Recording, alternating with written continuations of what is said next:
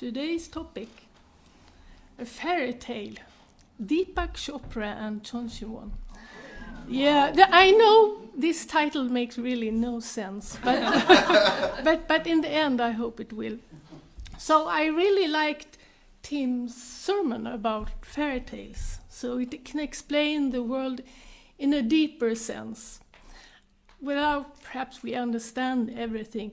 But in every story there's a villain, because we have to understand the darkness, how to deal with the bad stuff. But of course there has to be a hero also. So today I will tell a slightly different version of one of the most influential narratives in the world. A fairy tale, how evil came into the garden.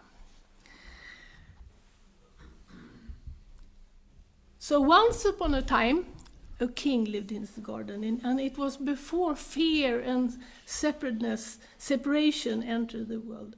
So there was peace and harmony. So this king, he really didn't want to be alone, so he wanted to have company, and he wanted to take a walk in the evenings with just somebody to talk to. So of course his children, Adam and Eve, they were there also. And the king, he loved them dearly.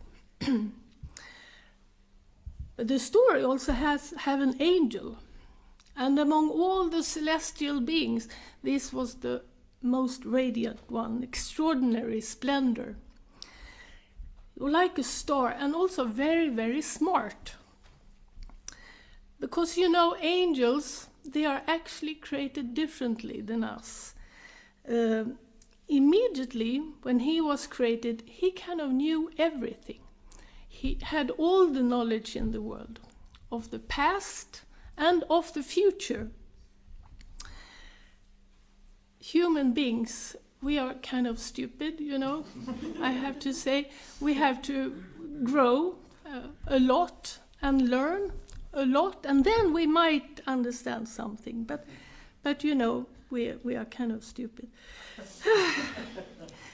But anyway, he was created, and this very instant he said, "No, this I will not accept this destiny.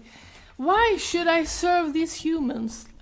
And he felt envy. Why them instead of me? I'm better than them. I should be king. I should have control. And he said, "I will not serve. Non serviam." That's Latin. Because according to some sources, this is what it said. Non serviam. And especially one person irritated him. Eve. The king actually loved her the most, because she was kind of the pinnacle of everything. And that's why he hated her the most. So every evening the king walked with her in the garden, and they were conversing and having a nice time together. So provoking, really. So the angel asked himself, what can I do, you know? How can I destroy her? So a conspiracy took form. Actually, it was the first conspiracy ever in the world. And he knew there was this command that God had told Eve's male companion Adam about. And he said, of all the trees, you can eat everything, except from one, because actually it's poisonous, and if you beat it, you will die. So only one command. And this command was so important that Adam had to record it on his mobile. This is AI-generated picture. So I saw, what is it in his hand? I saw mobile. So well, anyway, it's there, you know. Yeah. And the angel thought, I will gaslight her. Do you know what gaslighting is? Yeah, well, the young people, you know. But I didn't know. I'm born in the 60s. So Joe told me that if you're born like in the 60s or 50s, like you have not heard about it. It actually We are kind of stupid, I have to say. But anyway, this comes from a movie. It's about a husband who tried to drive his wife insane, and he almost succeeded. But the reason is that he wants to steal everything from her. It's a kind of psychological manipulation. And perhaps you don't know why it's called gaslight. This you might not know, because I learned about this. In the older days, of course there was no electricity, so you had gas. And every house had a certain amount of gas. So if you really put on a lot of light, like in the attic, then the living room was kind of dim. And this is what the husband did. Secretly, he put a lot of light in the attic and dimmed the living room where the wife was. And then she said to her husband, "It's so strange, the dimming of the gas light, it's very strange." And of course he said, no, you are imagining. It's all in your head. You are getting crazy. So that's why it's called gaslight. I guess you didn't know that. I got something there. Yeah. Oh yeah. Anyway, it's a form of psychological manipulation to break down people. So this angel, he was kind of the original gaslighter. And it was really an unfair game, because Eve, she did not know about gaslighting either. So the angel approached her, and of course he didn't attack her openly. Instead, he planted the suspicion. Did the king really say that you never could eat the fruit from any tree? Like no fruit at all? Imagine, you could never eat an orange or an apple up here. But of course he didn't say that. God had only said one tree, don't eat from this. So this is often how gaslighting starts, with a half lie. So Eve thought, what is happening? I am like nobody, and you are this great angel, why do you even notice me? So her first reaction actually was to be silent, and that was very good. She went out, tried to find Adam, but he was gone, probably out naming things, something boring. Yeah, and she went to the king, but of course, no, he was not at home. But there on the wall, she saw the king's battle armor. And the king used it when he had a problem and needed to think. And actually, this is from Isaiah 59. This is God's armor. This is the armor that God uses. So there was a helmet to protect your mind. And there was a breastplate to protect your heart. And a red cloak, because you have to be a little bit angry, justified anger. You can't just be, like this. And this makes you stand firm. And you have to notice that there is no sword here. No sword. So it's not a battle armor where you kill people.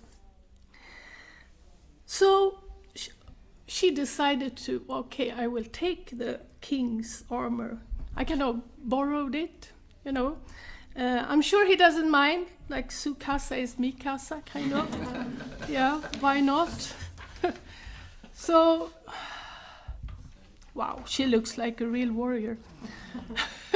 So the angel came back. He hurled his attacks and, difficult questions. But nothing seemed to touch her. She actually just said one thing. I remember it differently. Yeah. This actually comes from a real professional who knows how to deal with gaslighting. So if you don't know what to say, you can say, I remember it differently. Like that, just like a tip. So she didn't get pulled into some strange manipulative arguments, and she just said this. And actually it was the only thing she could say, because she did not understand anything. Like, son, why did this happen? And she became just a little bit angry. And the helmet helped her to be mentally stable, and the breastplate helped her to think about the king and his love for her. And the angel was quite upset. When he had finished tempting Eve, he left her until the next opportunity came. Just as the devil left Jesus when he was alive. And the story goes on to the next chapter, but we stop here. So Adam and Eve, they got one commandment. And we know in such situations, it's a really good idea to obey. Life gets so much easier. I also got one command. Perhaps I got a little bit more than one, but it was especially one that was very easy to understand, most straightforward. So God told me to learn public speaking. It has been a weak point in my life. You might not know this, but perhaps you haven't have noticed, but I'm an introvert. Introverts, we don't really like to talk.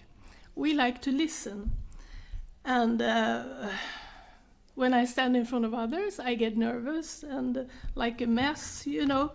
But I took this very, very seriously. What a straightforward command, I will do it.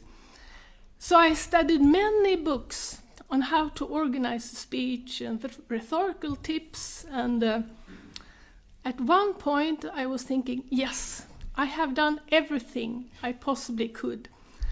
I got this. I know what to do. But there was one more thing to do, actually. Listen to somebody who actually was a public speaker. And when I had this idea, such a man was actually in town.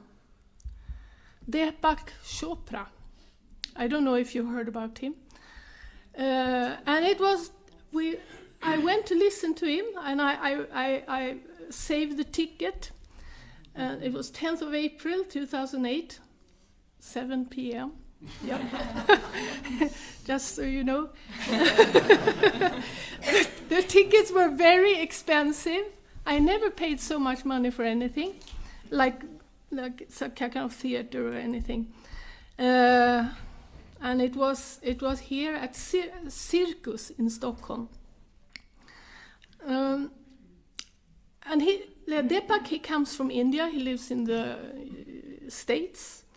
He has written over 90 books that has been translated to 43 languages. And according to one source, he sold over 50 million copies. Like, he's a worldwide influencer. Talk about influence, yeah. So listening to Deepak, I felt this is my grand finale, learning from him. He was very skilled and very professional. But the message was not so spiritual or kind of special, quite innocent and easy to listen to. He talked about how we humans manifest our ideas. Like, if we build a house or even a city, it all starts in our mind. We have an idea, and we do as according to our idea. It all starts in the mind. Sounds innocent enough, yes. Okay, according to DP. You can summarize his message like this. Our world is a construct of the mind.